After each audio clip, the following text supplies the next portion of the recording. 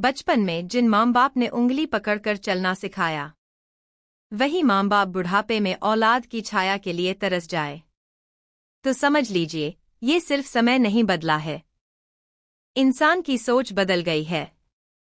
आज की ये कहानी सिर्फ एक परिवार की नहीं है, ये हर उस माँ बाप की आवाज है जो बुढ़ापे में दो उम्मीदें लेकर जीते हैं, लेकिन जब वही दो उम्मीदें टूटती हैं तो दिल नहीं, जिंदगी बिखर जाती है।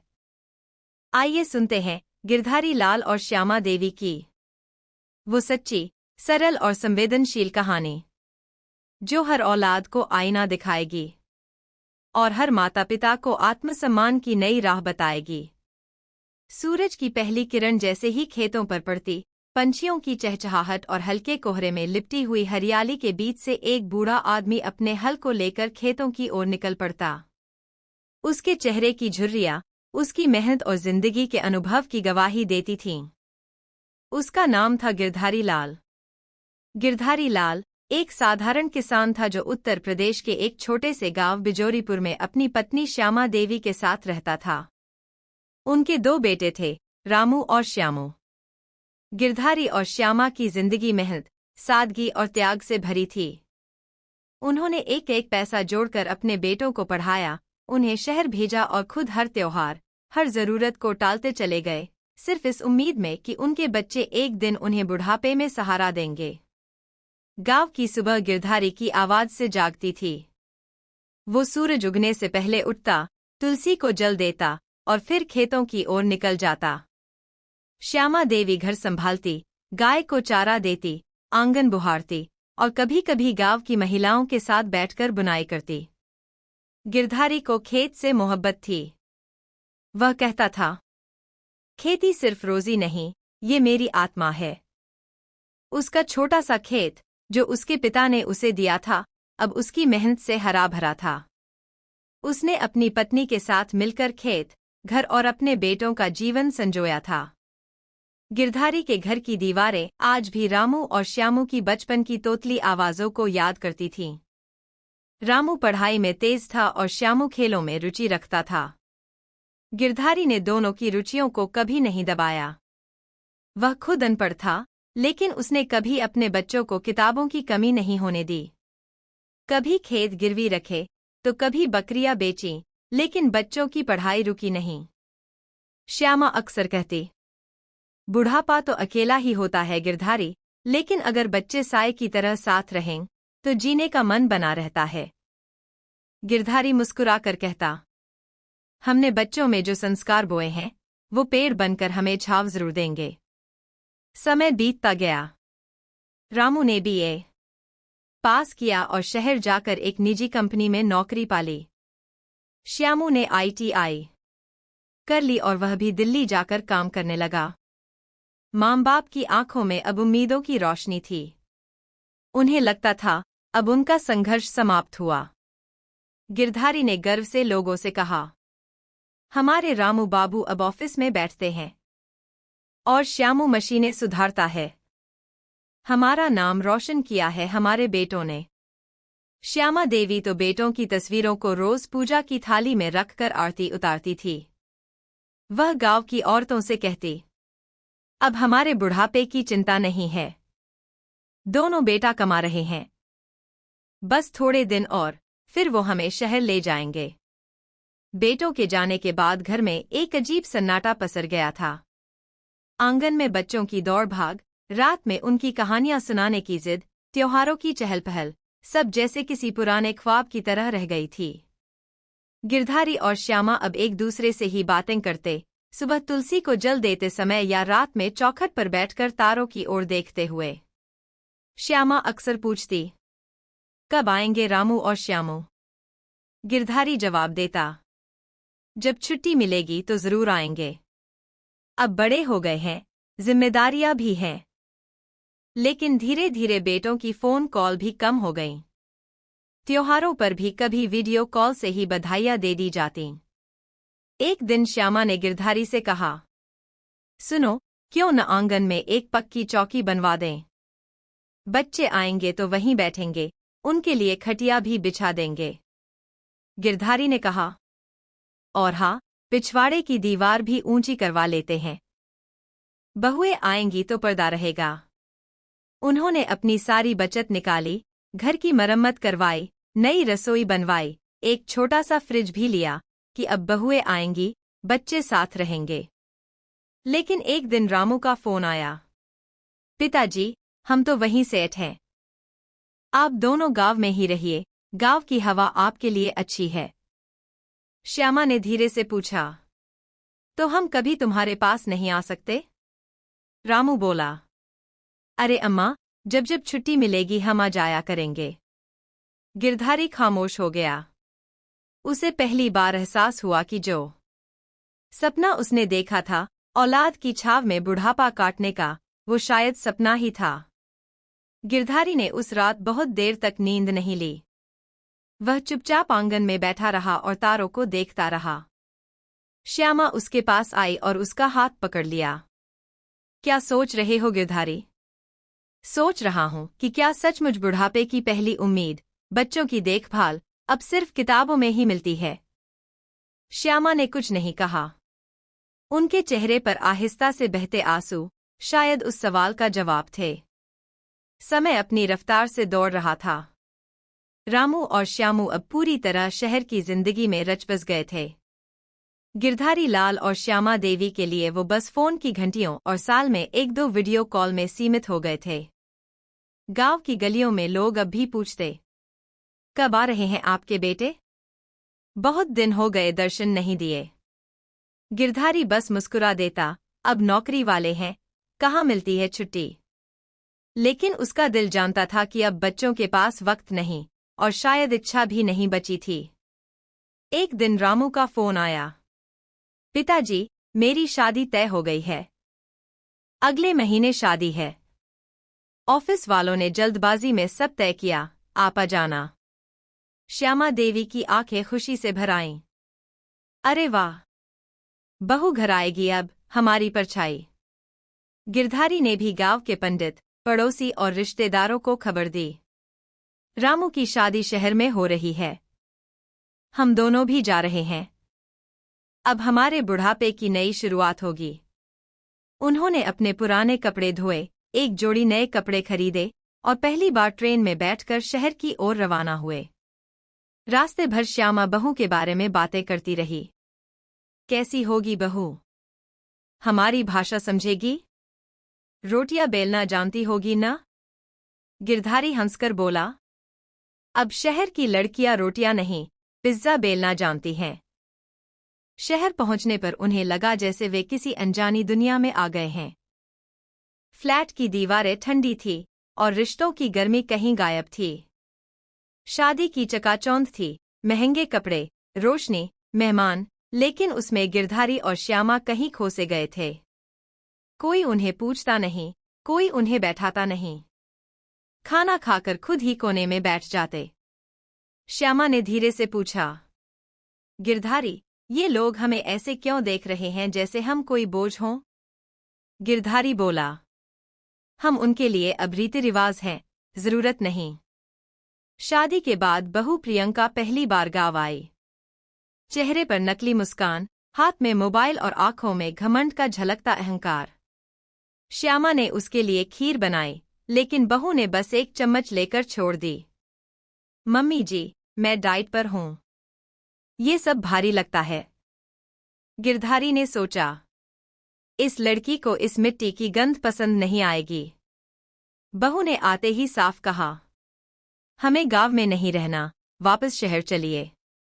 रामू ने भी माँ बाप को समझाया, पिताजी, अब आप लोग गांव की जिंदगी छोड़ दीजिए, फ्लैट में आ जाइए। गिरधारी बोला, हम गांव में खुश हैं। खेत, घर, गोरू बैल, सब कुछ यही है। तुम लोग आओ तो अच्छा लगेगा। लेकिन बहू के तानों और बेटे की बेरुखी के आगे बुजुर्ग माँ बाप फिर चुप हो गए। कुछ महीनों बाद श्यामू की भी शादी हुई। इस बार गिरधारी और श्यामा को औपचारिक न्योता मिला, लेकिन इस बार वो शहर नहीं गए। श्यामा ने कहा, अब हमारी जरूरत नहीं रही। अब उन्हें हमारी छाया भी बोझ लगती है। श्यामू की पत्नी नेहा भी आधुनिक सोच की लड़की थी। उसके लिए गांव का मतलब था गंदगी, बदबू और पिछड़ापन। शादी के 1 महीने बाद ही श्यामू ने भी कह दिया, हम आपके पास नहीं आ सकते, ऑफिस में बहुत दबाव है। आप लोगों का ख्याल रखने के लिए मेड रख देंगे। गिरधारी को पहली बार अपने भीतर की थकान महसूस हुई। एक दिन श्यामा आंगन में बैठी हुई थी। आंगन की दीवार पर टंगी तस्वीर में रामू और श्यामू की बचपन की मुस्कुराहटें थीं। श्यामा ने कहा, गिरधारी, ये वही बच्चे हैं जिनके लिए तुमने अपनी कमर तोड़ दी थी। अपने सपनों की छाव में हमें अकेला छोड़ गए। गिरधारी ने गहरी सांस ली। हमने जो बोया वो शायद ज़माने ने उखाड़ लिया। गांव में अब लोग सहानुभूति के साथ बातें करते। देखो, इतने अच्छे माता पिता हैं, लेकिन बेटों ने कभी पलटकर नहीं देखा। कुछ लोग पीठ पीछे ताने देते। बेटों को शहर भेजा और अब देखो, अकेले रह गए। गिरधारी और श्यामा अब कम बोलते, कम मिलते और ज्यादातर वक्त मंदिर में बिताने लगे। वे अब समझ चुके थे, औलाद की परछाई कभी कभी धूप से भी ज्यादा जलाती है। गिरधारी अब रोज तुलसी के सामने एक ही प्रार्थना करता, हे भगवान, अब हमें वो शक्ति दो कि हम किसी से उम्मीद न रखें। श्यामा ने धीरे से कहा, हमने 2 सबसे बड़ी गलतियां कीं। उम्मीद की कि हमारे बच्चे हमारे साथ रहेंगे और सम्मान देंगे। गिरधारी ने आकाश की ओर देखा। शायद अब हमारी सबसे बड़ी कमाई हमारी शांति है, न कि हमारी औलाद। अब गिरधारी लाल और श्यामा देवी की जिंदगी केवल सुबह की पूजा, खेतों की देखरेख और खाली चौपाल की बैठकों तक सिमट गई थी। रामू और श्यामू महीने 2 महीने में एक बार फोन कर लेते थे, वो भी औपचारिक भाषा में। पापा, सब ठीक है ना? दवाई खा रहे हो? माँ, ठंड तो नहीं लग रही? लेकिन ये सवाल सिर्फ औपचारिक थे, उन सवालों में अपनापन नहीं था और न ही कोई वास्तविक चिंता। श्यामा धीरे धीरे बीमार रहने लगी। कभी कमर दर्द, कभी थकान और कभी पूरे बदन में सूजन। लेकिन बेटों को फोन करके बताने पर सिर्फ एक ही जवाब मिलता, माँ, डॉक्टर को दिखा लो ना, पैसे भेज देते हैं। गिरधारी भीतर तक हिल गया। जिन बच्चों को अपने हाथों से चलना सिखाया, आज वो माँ के पास आने के बजाय पैसे भेजने की बात कर रहे हैं। एक दिन सुबह श्यामा देवी अचानक बेहोश हो गईं। गिरधारी घबरा गया। अकेले गांव में डॉक्टर को बुलाने दौड़ा। गांव का वैद्य आया, नब्ज टटोली और कहा, अब इन्हें बाहर के अस्पताल ले जाइए, गांव में इलाज संभव नहीं है। गिरधारी दौड़कर रामू को फोन लगाता है, बेटा, तुम्हारी माँ की हालत ठीक नहीं है, अस्पताल ले जाना पड़ेगा, जल्दी आ जाओ। रामू बोला, पिताजी, आज ऑफिस में बहुत जरूरी प्रेजेंटेशन है, मैं नहीं आ सकता। आप किसी रिश्तेदार से मदद ले लो।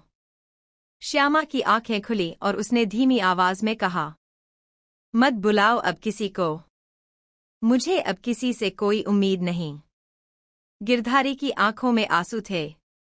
उसका भरोसा, उसका जीवन का सबसे मजबूत आधार टूट चुका था।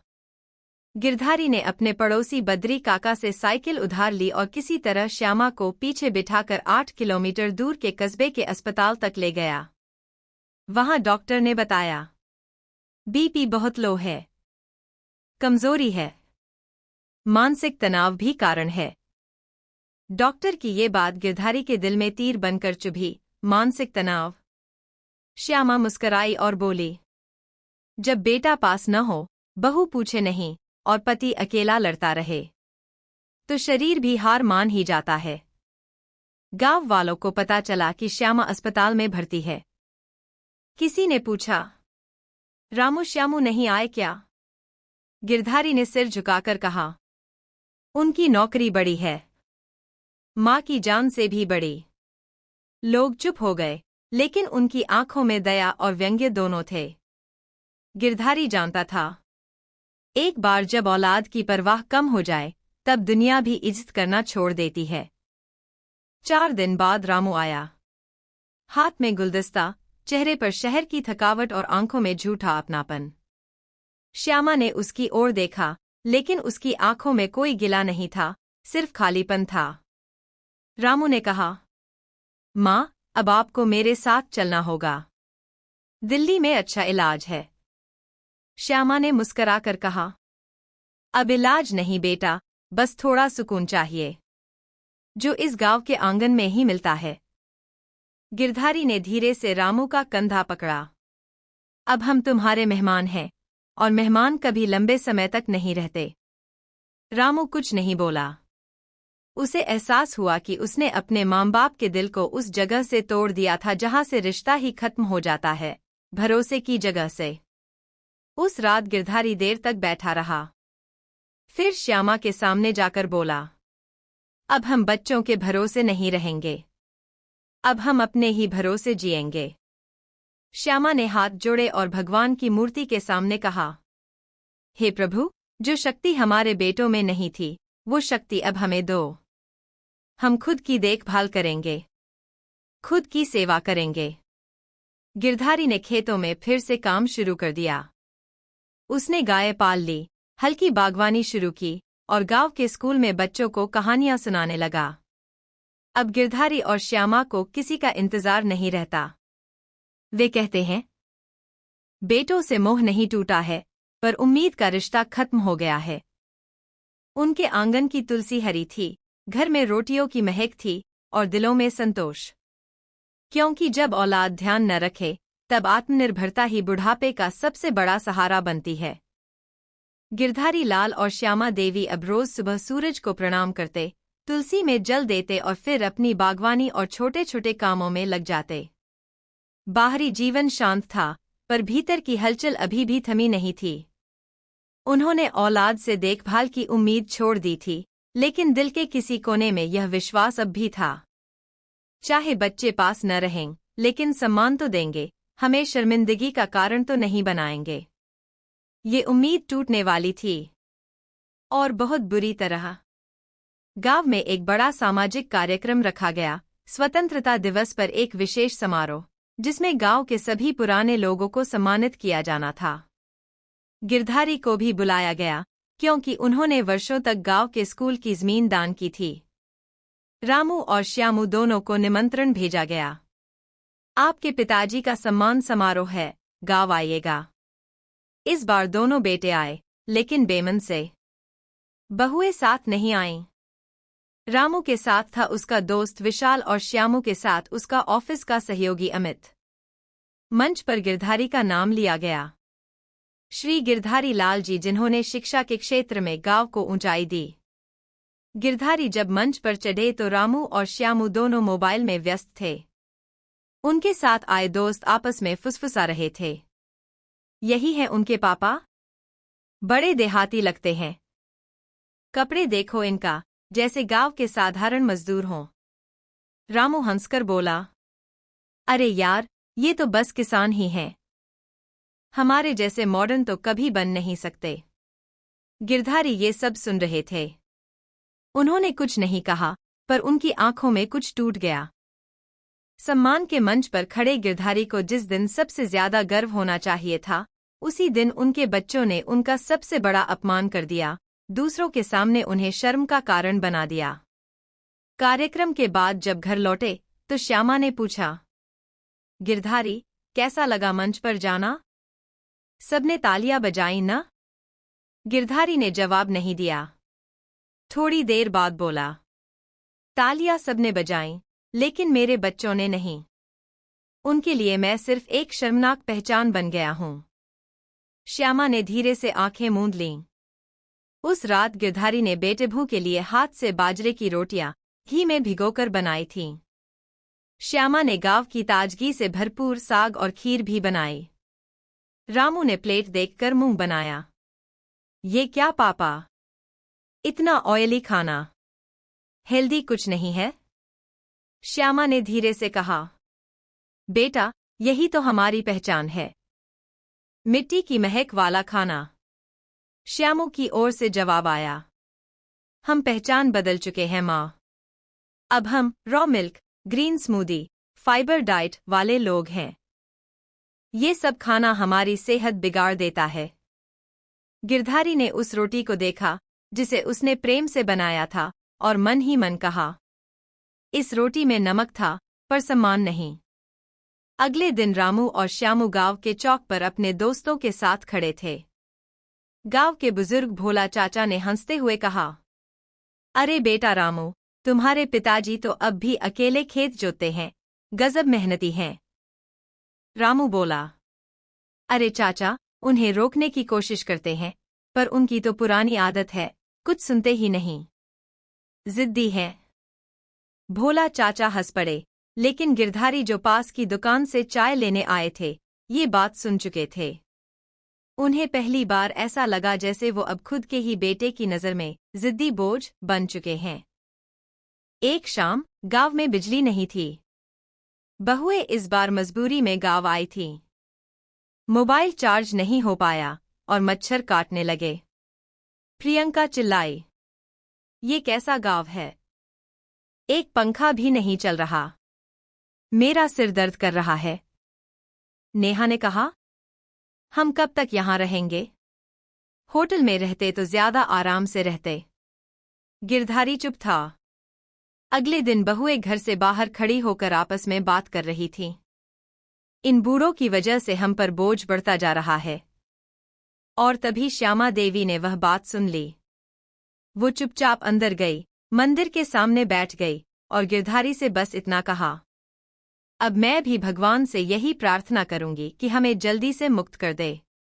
ये अपमान अब नहीं सहा जाता। अगले दिन सुबह श्यामा ने बेटभू से कहा, बेटा, अब तुम लोग मत आना। ये घर अब तुम्हारे लिए नहीं बचा, ये अब सिर्फ हमारे सुकून के लिए है। गिरधारी ने तुलसी को जल देते हुए कहा, जिस दिन औलाद अपने माँ बाप को सबके सामने छोटा दिखा दे, उस दिन उनका साथ छूट जाना ही बेहतर होता है। अब वह आंगन, जो कभी बच्चों की किलकारियों से गूंजता था, आज अपनी शांति में रोता था, पर वो आंसू अब बुढ़ापे की शर्म नहीं, सम्मान की रक्षा के आंसू थे। अब गिरधारी लाल और श्यामा देवी के घर में सिर्फ खामोशी बची थी। जिस आंगन में कभी बेटों की परछाई के लिए बांस की चौकी बनाई गई थी, वहां अब बस सूखे पत्ते उड़ते थे।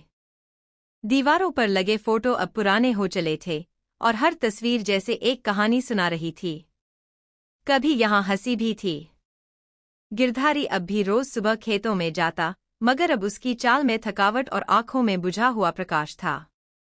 श्यामा मंदिर में बैठकर भगवान से अब सिर्फ एक ही बात कहती, हे प्रभु, अब बाकी जीवन अपनी छाया में बीतने दो, औलाद की परछाई से दूर। अब गांव वाले भी बदल गए थे। जहां पहले लोग गिरधारी को आदर से देखते थे, अब वही लोग फुसफुसाकर कह देते, इतना किया बेटों के लिए। अब देखो, दोनों बेटों ने मुंह मोड़ लिया। बुढ़ापे में औलाद का सहारा नहीं हो तो इंसान सबसे ज्यादा गरीब हो जाता है। चौपाल में लोग बात करते थे, मगर अब उनके स्वर में सहानुभूति नहीं, दया और थोड़ी सी आलोचना थी। एक दिन गांव की पंचायत बैठी थी। गांव के सरपंच ने जब श्यामा को देखा तो पूछा, बहू बेटे नहीं आते क्या अब? श्यामा ने सिर झुका लिया। एक महिला बोली, जिन्होंने घर को मंदिर बनाया, अब वो घर सूना पड़ा है। लगता है भगवान भी औलाद की गलती का फल इन्हीं को दे रहा है। ये बातें श्यामा और गिरधारी तक पहुंचती थीं, पर अब वो बोलते नहीं थे। अब उनके आंसू उनकी भाषा बन गए थे। एक दिन गांव में शहर से एक समाज सेवी आया। उसने बुजुर्गों के लिए एक छोटा सा सभा आयोजन किया। वहां गिरधारी और श्यामा भी पहुंचे। समाज सेवी ने कहा, बुजुर्ग हमारे समाज की जड़ें हैं। हमें उन्हें सम्मान देना चाहिए। उन्हें अकेला नहीं छोड़ना चाहिए। सभी ने ताली बजाई। लेकिन जब मंच से उतरकर वही समाजसेवी गिरधारी से मिला तो बोला, गिरधारी जी, अफसोस है कि आपके बेटे इतनी अच्छी पढ़ाई के बाद भी आपका साथ नहीं दे रहे। गिरधारी मुस्कुराया, साहब, पढ़ाई और इंसानियत में फर्क होता है। पढ़ा लिखा बेटा हर बार संस्कारी नहीं होता। यह बात सभा में बैठे कई लोगों को अंदर तक चुभी। पड़ोस की एक बुजुर्ग महिला, गोमती चाची, जो गिरधारी के खेतों में पहले काम करती थी, एक दिन आई और बोली, गिरधारी भैया, आज गांव के मंदिर में भागवत कथा है, चलिए थोड़ा मन बहलेगा। गिरधारी और श्यामा दोनों चल दिए। वहां कथा में एक प्रसंग आया, श्रवण कुमार का, जो अपने अंधे माता पिता को कावड़ पर बिठाकर 4 धाम की यात्रा करवा रहा था। कथावाचक ने कहा, माँ बाप का आदर करना सिर्फ एक धर्म नहीं, जीवन की सच्ची पूजा है। जो संतान अपने माता पिता को कष्ट देती है, उसका पुण्य भी अशुद्ध हो जाता है। श्रोताओं में सन्नाटा था। श्यामा की आंखों से आंसू बह रहे थे।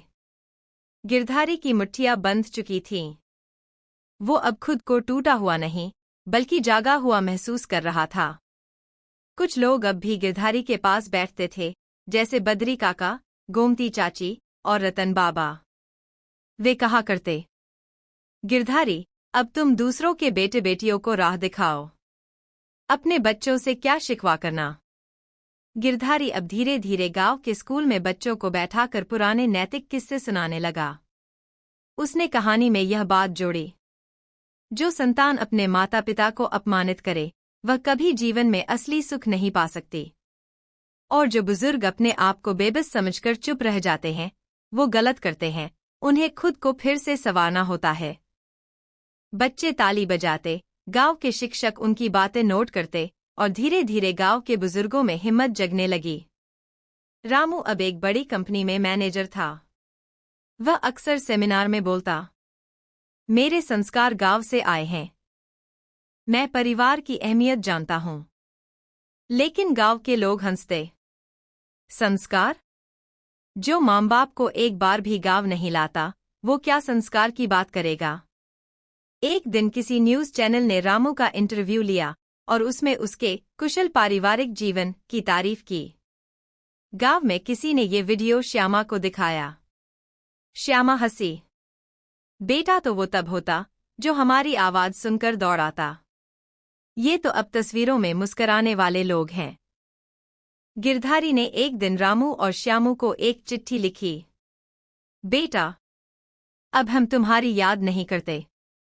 अब तुम्हारे इंतजार की रोटियां नहीं जलती। अब हमारी पूजा में तुम्हारा नाम नहीं आता। और अब हमारे जीवन का केंद्र सिर्फ एक है, स्वाभिमान। जब कभी वक्त मिले तो आना, लेकिन तब गले मिलने की उम्मीद मत रखना। अब गिरधारी और श्यामा को फर्क नहीं पड़ता कि कौन क्या कहता है, कौन आता है और कौन नहीं। उन्होंने समाज की नजरों से गिरना सहा था। लेकिन अब वो समाज की सेवा करके खुद की नजरों में उठ खड़े हुए थे। अब वे बुजुर्ग नहीं, मार्गदर्शक बन चुके थे। अब वे बेसहारा नहीं, आत्मबल के प्रतीक थे। सर्दियों की एक सुबह थी। कोहरा चारों ओर फैला हुआ था। गिरधारी लाल तुलसी को जल चढ़ाने के बाद आंगन में बैठा ही था कि गांव की पगडंडी से एक वृद्ध साधु, भगवा वस्त्र पहने, कमंडल लिए हुए उनके घर की ओर आते दिखे। गिरधारी उठ खड़ा हुआ और बोला, आइए बाबा, आइए। आपके चरणों से हमारा आंगन पवित्र हो गया। श्यामा देवी ने जल्दी से उनके लिए आसन बिछाया और गुड़ के साथ गर्म पानी रखा। साधु मुस्कराए और बोले, बेटा, मुझे भोजन की इच्छा नहीं। मैं तो बस मन की भूख मिटाने निकला हूं। गिरधारी को लगा मानो किसी ने उसके भीतर के टूटे हिस्से को पहचान लिया हो। गिरधारी ने साधु के पास बैठकर अपनी पूरी कहानी कह दी। बेटों का बिछड़ना, बहुओं का व्यवहार, गांव का तिरस्कार और समाज से मिली चोटें। साधु शांत भाव से सब सुनते रहे। उनकी आंखों में न कोई आश्चर्य था, न ही कोई दया, बस गहरी समझ। बाबा, हमने बच्चों को अपना जीवन दिया, पर उन्होंने हमें क्या दिया? क्या ये ही हमारे कर्मों का फल है? गिरधारी की आवाज भर्रा गई। साधु मुस्कराए और बोले, बेटा, जिसने जीवन में सिर्फ उम्मीद बोई, उसे टूटने का भय हमेशा सताता है। पर जिसने कर्म की जमीन में स्वाभिमान और सेवा का बीज डाला, उसे कभी पछताना नहीं पड़ता। साधु ने गिरधारी और श्यामा के सामने 3 बातें कहीं, जो उनके जीवन की दिशा बदलने वाली थीं। पहली बात, संतान कर्ज नहीं होती, सेवा की अपेक्षा नहीं की जाती। बेटा, तुमने जो किया वो तुम्हारा धर्म था। लेकिन अगर उसके बदले में कुछ पाने की आशा की, तो वह व्यापार बन गया। और रिश्ता कभी व्यापार नहीं होता। गिरधारी चुप था। वो सोच रहा था, क्या मैं सेवा नहीं, सौदा कर रहा था अपनी औलाद से? दूसरी बात, सम्मान वो देता है जो भीतर से जुड़ा हो। जिस बेटे ने तुम्हारे हाथ का नमक खाया हो और फिर नमकहरामी की हो, वो तुम्हारा सम्मान नहीं करेगा। लेकिन जो अजनबी भी तुम्हारे कर्म और त्याग को समझे, वो भी तुम्हें जीवन भर मानेगा। श्यामा की आंखों से आंसू गिरने लगे। वो सोचने लगी, हमने खून से बच्चों को सींचा, पर उन्हें समझ ही नहीं आया कि इस मिट्टी में क्या था।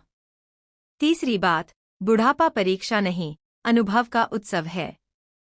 तुम लोग परीक्षा नहीं दे रहे कि कौन बेटा पास होगा, कौन फेल। तुम अनुभव बांटने वाले वृक्ष हो। अगर कोई छाया लेना न चाहे, तो भी तुम छाया देना बंद मत करो। गिरधारी जैसे किसी गहरे नशे से बाहर आया हो। साधु ने आशीर्वाद दिया और चल दिए। लेकिन उनके शब्द अब गिरधारी और श्यामा के जीवन में स्थायी गूंज बन चुके थे। अब हम खुद के लिए जिएंगे। अब हमारे जीवन का अर्थ सिर्फ बेटों में सिमटा नहीं रहेगा। गिरधारी ने गांव में एक छोटी सी पाठशाला शुरू की, जहां वह बच्चों को नैतिक शिक्षा देता, संस्कारों की कहानियां सुनाता। श्यामा ने गांव की महिलाओं को सिखाना शुरू किया, अचार बनाना, सिलाई कढ़ाई और स्वास्थ्य की देखभाल। धीरे धीरे उनके घर में फिर से रौनक लौटने लगी। पर इस बार वो रौनक नातों की नहीं, कर्तव्य और कर्म की थी। वही गांव वाले जो पहले ताने मारते थे, अब उनके घर आकर कहते, गिरधारी भैया, आप जैसे लोगों से ही समाज बदलता है। बहन श्यामा, आप तो हमारे लिए मां समान हैं। आपने तो हमें जीना सिखा दिया। गिरधारी मुस्कराता, बेटों ने हमें छोड़ दिया, लेकिन गांव के बच्चों ने हमें फिर से बांध लिया। समय बीतता गया। एक दिन रामू और श्यामू फिर गांव आए। इस बार मकसद था, पिताजी, शहर में एक फ्लैट खाली हुआ है, आप दोनों आ जाइए।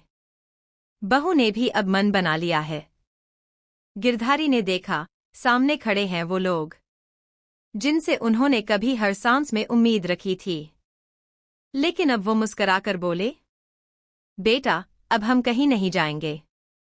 अब हमारी दुनिया हमारे कर्म है, हमारी शिक्षा है और ये गांव है। श्यामा ने जोड़ा, तुम्हें बहुत प्रेम है, लेकिन अब तुम्हारी परछाई नहीं चाहिए। अब हमने अपनी छाया खुद बनाना सीख लिया है। बेटे स्तब्ध थे। वे समझ नहीं पा रहे थे कि जिन माँ बाप को उन्होंने कमजोर समझा था, वो अब इतने मजबूत कैसे हो गए। अब गिरधारी और श्यामा ने जीवन को नए रूप में जीना सीख लिया था। अब वे सिर्फ बुजुर्ग माता पिता नहीं थे। अब वे गांव के मार्गदर्शक, आत्मबल के प्रतीक और संस्कारों के वाहक बन चुके थे। उनके आंगन में तुलसी अब और भी हरी थी, क्योंकि उस पर अब संतुलित जीवन की धूप पड़ रही थी। न किसी औलाद की छाव, न उनके स्वार्थ की छाया। साधु की सीख के बाद गिरधारी लाल और श्यामा देवी का जीवन एक नई दिशा में बहने लगा था। पहले जो दो जोड़ी आंखें बेटों के दरवाजे की ओर लगी रहती थीं, अब वे ईश्वर, सेवा और अपने आत्मबल की ओर केंद्रित हो चुकी थीं। गिरधारी अब गांव के प्राथमिक स्कूल में बच्चों को कहानियां सुनाने जाता, नैतिक शिक्षा के पाठ पढ़ाता। श्यामा गांव की महिलाओं के बीच आत्मनिर्भरता और घरेलू शांति का पाठ पढ़ाने लगी थी।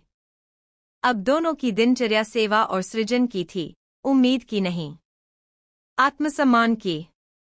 धीरे धीरे गांव वालों की नजर में गिरधारी और श्यामा की छवि बदल गई। अब वे सिर्फ रामू श्यामू के माता पिता नहीं, बल्कि पूरे गांव के संस्कारों के स्तंभ बन चुके थे। गिरधारी भैया, आपके पास बैठने से ऐसा लगता है जैसे मन हल्का हो जाता है। श्यामा दीदी, आपकी बातों में माँ की ममता और गुरु की सीख दोनों मिलती हैं। वे अब वृद्ध नहीं माने जाते, वे अब मार्गदर्शक थे। गांव में एक बार जिला प्रशासन की ओर से एक वृद्धजन सम्मान समारोह रखा गया। सभी ने गिरधारी लाल का नाम प्रस्तावित किया। समारोह में अधिकारी ने माइक से पूछा, गिरधारी जी, आपके बेटे इतने पढ़े लिखे हैं, फिर भी आप गांव में रहते हैं? गिरधारी मुस्कराया और बोला, बेटे शहर में रहना सीख गए और हम स्वाभिमान में जीना। अब उन्हें हमारे घर की जरूरत नहीं और हमें उनके फ्लैट की। तालियां गूंज उठीं।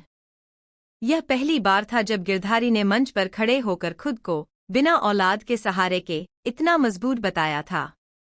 श्यामा ने अब अपनी दिनचर्या पूरी तरह बदल दी थी। वह अब युवा लड़कियों को जीवन के छोटे छोटे संस्कार सिखाती। संस्कार सुंदरता से नहीं आते, सेवा और समझदारी से आते हैं। एक लड़की ने पूछा, माए, क्या बेटों की बहुएं ही घर को घर बनाती हैं? श्यामा ने हंसकर कहा, नहीं बेटी, घर वो बनाता है जिसके मन में घर की परिभाषा साफ हो। वरना रिश्ते भी आजकल मोबाइल के नेटवर्क की तरह हैं, कभी आते हैं, कभी जाते हैं। उधर शहर में रामू की नौकरी में अचानक कंपनी का संकट आ गया। उसे कुछ महीने की छुट्टी लेनी पड़ी। घर खर्च, ईएमआई, बच्चों की फीस, सब कुछ लड़खड़ाने लगा। श्यामू को भी कंपनी ने ट्रांसफर का प्रस्ताव दिया, जहां सैलरी कम थी। दोनों भाइयों ने सोचा, क्यों न माँ पापा के पास चलें? वहां रहेंगे तो खर्च कम होगा। लेकिन अब गिरधारी और श्यामा की दुनिया बदल चुकी थी। रामू श्यामू दोनों अचानक एक दिन आ पहुंचे। गिरधारी ने दरवाजा खोला। देखा दोनों बेटे सिर झुकाए खड़े थे। श्यामा ने रसोई से देखा और कुछ नहीं कहा, चुपचाप लौट गई। रामू बोला, पिताजी, नौकरी में दिक्कत आ गई है, कुछ महीने आपके साथ रहना चाहते हैं।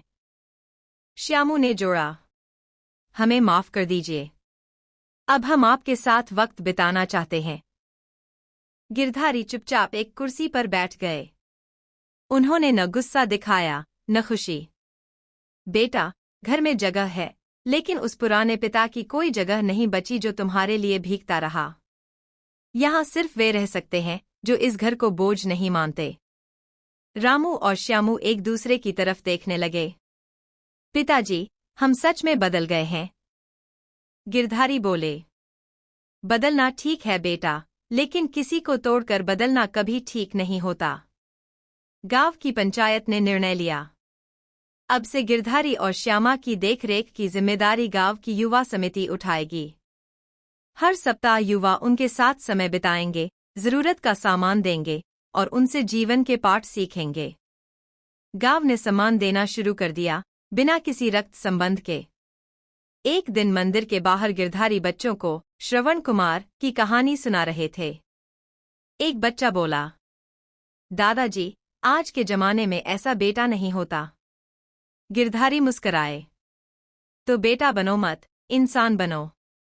अगर इंसानियत बची तो बेटा बेटी दोनों अपने आप सम्मान देंगे, और अगर किसी ने ना भी दिया तो तुम्हारा आत्मसम्मान तुम्हें झुकने नहीं देगा।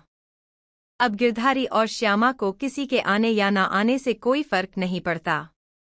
अब उनके पास सबसे बड़ी पूंजी है, उनका अनुभव, उनका कर्म और उनका आत्मसम्मान। अब वे माँ बाप नहीं रह गए थे, अब वे एक युग बन चुके थे। गिरधारी लाल और श्यामा देवी अब उम्र की उस सीढ़ी पर थे जहां सांसें धीमी थी, मगर आत्मा शांत थी। अब उनका दिन सुबह की आरती, बच्चों को नैतिक शिक्षा और शाम की चौपाल में बीते अनुभव सुनाने में गुजरता था। अब वे किसी से शिकायत नहीं करते थे, क्योंकि उन्होंने अब तक समझ लिया था, सुख पाने के लिए उम्मीद जरूरी है, लेकिन शांति पाने के लिए उम्मीद का त्याग जरूरी है। श्यामा देवी अब ज्यादा थकने लगी थीं। कभी कभी सांस फूलती, तो कभी कमजोरी में पूरा दिन बिस्तर पर बीतता। गिरधारी उनकी हर सेवा करता, खाना बनाना, दवाई देना, पैर दबाना। एक रात श्यामा ने कहा, गिरधारी, अगर मैं पहले चली जाऊं तो उदास मत होना। गिरधारी की आंखें भर आईं। श्यामा, तू ही तो मेरा जीवन है। तू जाएगी तो मेरा जीवन नहीं, मेरी आत्मा भी तुझे ढूंढेगी। श्यामा ने कहा। मगर अब डर नहीं लगता, क्योंकि हमारे पास वो सब है जो औलाद नहीं दे सकी। शांति, सम्मान और अपने होने का गर्व। एक शाम गांव के स्कूल में एक विशेष आयोजन हुआ। गिरधारी श्यामा प्रेरणा पुरस्कार की स्थापना की गई थी, जो हर साल एक बुजुर्ग को सम्मान देने हेतु रखा गया। गिरधारी और श्यामा को मंच पर बुलाया गया। गांव के हर व्यक्ति ने खड़े होकर ताली बजाई। बच्चों ने उनके जीवन पर एक नाटक प्रस्तुत किया। मंच से उतरते हुए गिरधारी बोले, श्यामा, अब मैं निश्चिंत हूं। अगर कल मेरी सांस थम भी जाए, तो भी ये गांव, ये बच्चे हमारी कहानी सुनाते रहेंगे। श्यामा मुस्कराई। अब हम नहीं रहेंगे, पर हमारी सोच रह जाएगी। अगले दिन गिरधारी ने अपने पुराने संदूक से कुछ कागज निकाले। उनमें उनकी जमीन की वसीयत थी। उन्होंने गांव की पंचायत को बुलाया और कहा, मैं ये जमीन गांव के स्कूल और महिलाओं की संस्था को दान देता हूं, ताकि आने वाली पीढ़ी सीखे। सिर्फ औलाद ही नहीं, आदर्श भी विरासत होते हैं। गांव वाले स्तब्ध थे। बेटों का नाम कहीं नहीं था। कुछ दिनों बाद एक सुबह श्यामा की तबीयत अचानक बिगड़ गई। गिरधारी उनके सिरहाने बैठा था, आंखों में आंसू थे। श्यामा ने धीमे से कहा, मुझे माफ कर देना अगर कभी कुछ गलत कहा हो। गिरधारी ने उनका हाथ पकड़कर कहा, तू ही तो मेरी आत्मा थी श्यामा। तू जा रही है, तो मुझे भी थोड़ी देर में बुला लेना। श्यामा ने आंखें बंद कीं और उनकी सांसें थम गईं। श्यामा के जाने के बाद गिरधारी पूरी तरह खामोश हो गया। अब वह बोलता नहीं था, बस तुलसी को जल देता और गांव के बच्चों को शांति से देखता। तीसरे दिन उसने गांव के बच्चों को पास बुलाया, एक आखिरी बार कहानी सुनाई। बच्चों, याद रखना, बेटा वो नहीं होता जो बड़ा अफसर बन जाए। बेटा वो होता है जो माँ बाप के दिल से कभी दूर न जाए। और अगर कोई बेटा ऐसा न भी बने, तो जीवन को मत रोको। अपने कर्म, आत्मसम्मान और सेवा से खुद को पूज्य बनाओ। उसी रात गिरधारी भी सोते सोते विदा हो गया। पूरे गांव ने दोनों को कंधा दिया। बच्चों ने कंधे पर उठाकर श्मशान तक पहुंचाया। रामू और श्यामू को जब खबर मिली, वे दौड़े आए। लेकिन बहुत देर हो चुकी थी।